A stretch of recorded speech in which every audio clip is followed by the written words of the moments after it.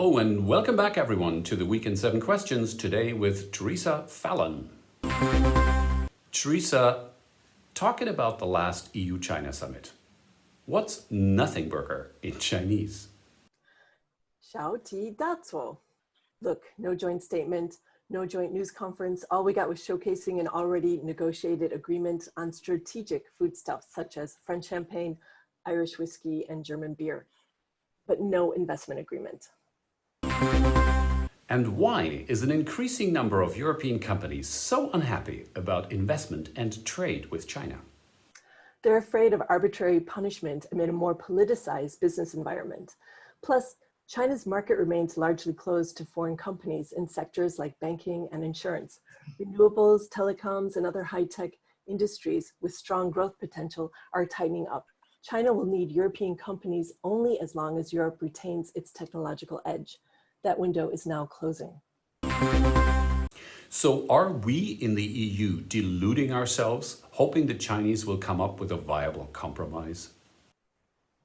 Beijing will continue to dangle the promise of an investment agreement, as this will help keep Europe on its best behavior.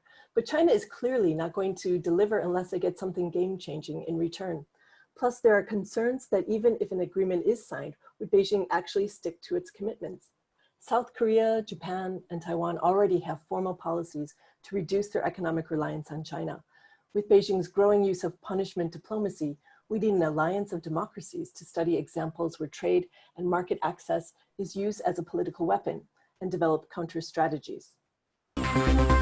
Now, Chinese influence of all sorts seems to be expanding in Brussels. Unfortunately, yes. We have seen cases of people connected to the EU institutions, including former EU officials, suspected of passing information on to Chinese intelligence. We also have more and more people directly working for Chinese intelligence. Most of the Brussels-based think tanks cooperate with the Chinese mission to the EU and take money from them. Not a pretty sight. And in the corona pandemic, the world met with new types of Chinese propaganda. Can you explain? It looks like there's a new breed of Chinese diplomat, wolf warriors, with statements that sound like the Godfather movie. Nice car industry you have there, Germany. Pity if something were to happen to it if you don't invite Huawei into your 5G network. And then there are the internet trolls who immediately attack anybody that criticizes China or the Chinese Communist Party on Twitter. And I've been affected by that myself. And what should Europe do about that, maybe together with the US? Let's stick to our principles and push back on Chinese Communist Party propaganda, especially disinformation. If the US, the EU, and other democracies work together, they can be more effective.